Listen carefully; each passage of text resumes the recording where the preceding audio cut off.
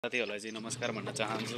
आज चाहिँ हेर्न सक्नुहुन्छ, आज चाहिँ छुट्टीको आज तेस्रो दिन हो। हाम्रो चाहिँ 5 दिनको छुट्टी भएको थियो। आज चाहिँ कपडा धुम भनेर आज चाहिँ कपडा धोएको चाहिँ तपाईँहरूलाई भिडियो बनाउँदैछु। हेर्न सक्नुहुन्छ आज चाहिँ यसो हेरेको आज चाहिँ केही काम थिएन, फेरि सानो एउटा भिडियो बनाउँदैछु।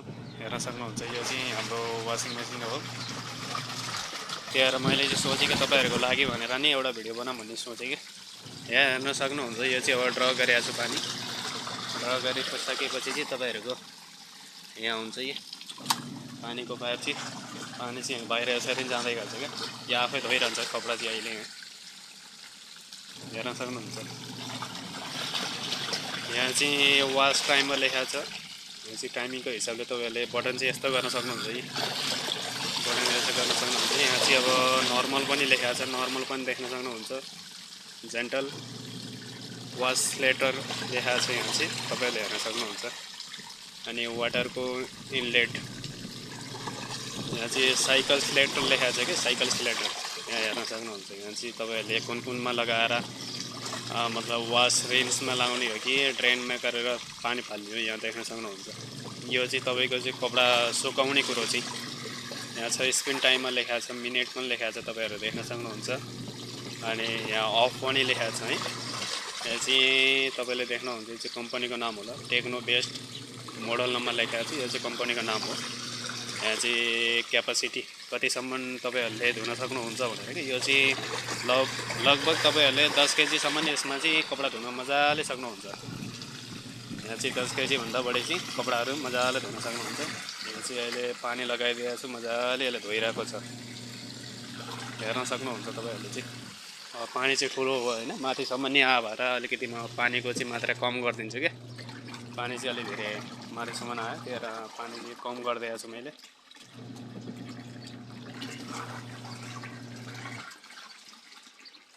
अनि तपाईँलाई चाहिँ आज मेरो मजरा देखाउँदैछु है।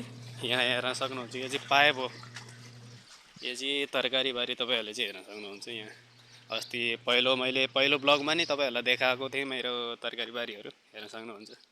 मैले हिजो चाहिँ यहाँ गोड्दै थिएँ कि झारहरू धेरै आ भएर मैले चाहिँ यसलाई सफाइ गरिदिएको। हेर्नु त अहिले चाहिँ देख्न सक्नुहुन्छ। अस्ति चाहिँ मैले भिडियो बनाउँदाखेरि पानी थियो धेरै जसो, माथि नै पानी भएको कारणले गर्दाखेरि तपाईँले राम्रोसँग देख्न सक्नुभएको थिएन क्या। यहाँ देख्न सक्नुहुन्छ तपाईँहरूले चाहिँ यहाँ टमाटर छ अहिले, टमाटर अनि उतापट्टि अलिअलि खुर्सानी छ क्या। हुन त यताको माटोहरू राम्रो नभएको कारणले गर्दा हो कि किन हो नि, पहिला धेरै नै लगाएको थिएँ मैले चाहिँ टमाटरहरू चाहिँ कोही चाहिँ सुकेर यस्तै गयो क्या, खेर गयो, सुकिसक्यो कोही चाहिँ।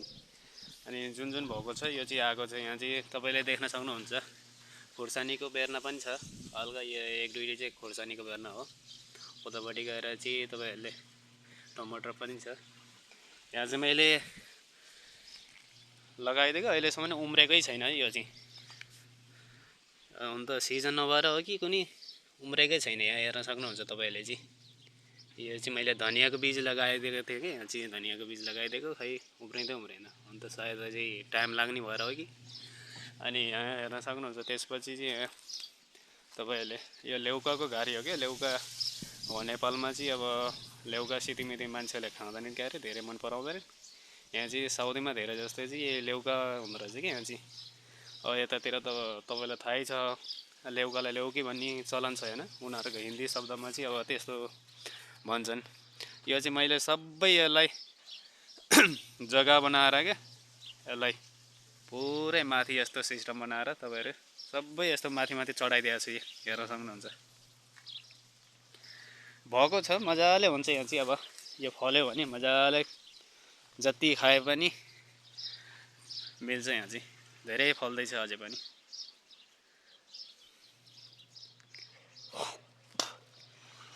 यो चाहिँ बाँकी चाहिँ सबै यो भेन्टाको बेर्ना हो क्या। यो जति पनि देख्न सक्नुहुन्छ नि, देखिरहनु भएको छ होला तपाईँले होइन, यो चाहिँ सबै भेन्टाको हो।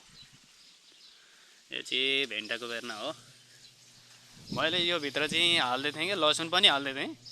लसुन चाहिँ सायद यहाँ भित्र यसले चाहिँ अब नजरै आएन, 1-2 देख्न सक्नुहुन्छ होला सायद, नत्र त लसुन त सबै यसले घेर्दै सक्यो भने।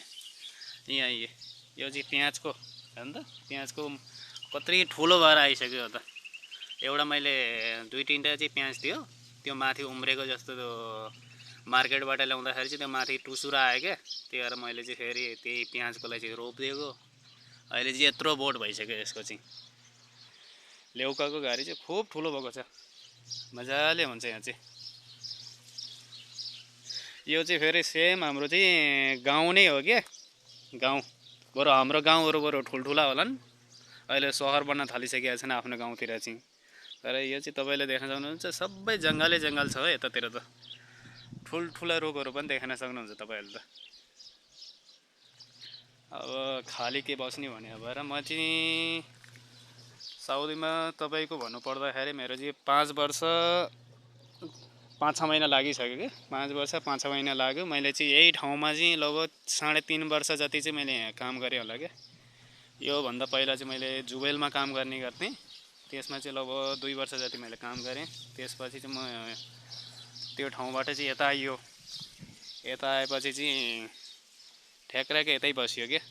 अहिले 3.5 वर्ष जति भयो, जबसम्म बसिन्छ। मैले सोचेँ कि यसो खेतीहरू त धेरै छ क्या, जता पनि तपाईँहरूले रोप्न सक्नुहुन्छ। फेरि त्यस्तो होइन कि आफ्नो सब्जीहरू लगाउनु पऱ्यो भने रोप्न सक्नुहुन्छ, खुदाइसुदाइ गरेर।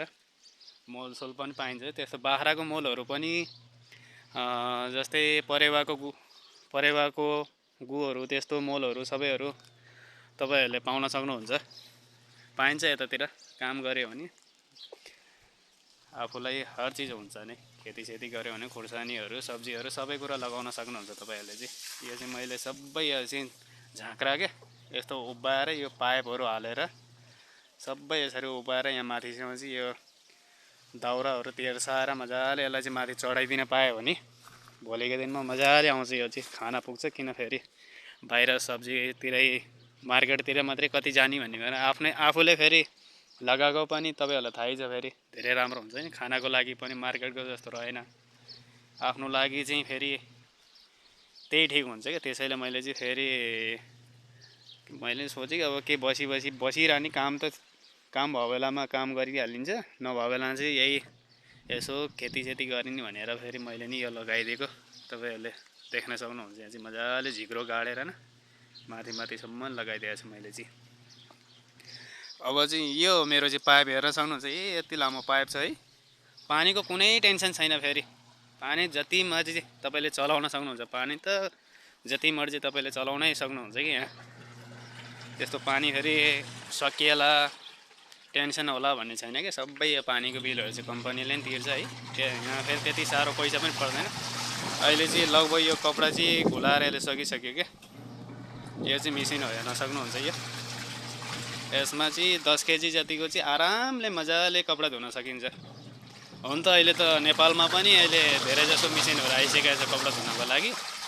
हाम्रो गाउँतिरको लागि भन्दाखेरि चाहिँ अब त्यति साह्रो पुगिसकेको छैन नि त गाउँतिर त।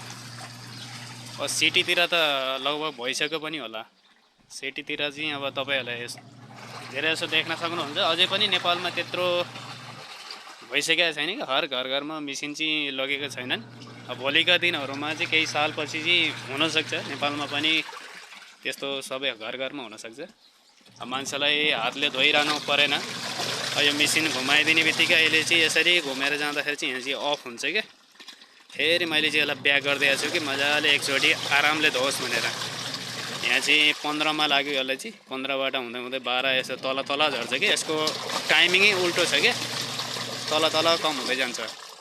यहाँ हेर्न सक्नुहुन्छ तपाईँहरूले चाहिँ यो नर्मल लेखाएको छ नि, नर्मलमा गरेर देखाउनु चाहिँ राम्रो हुन्छ क्या।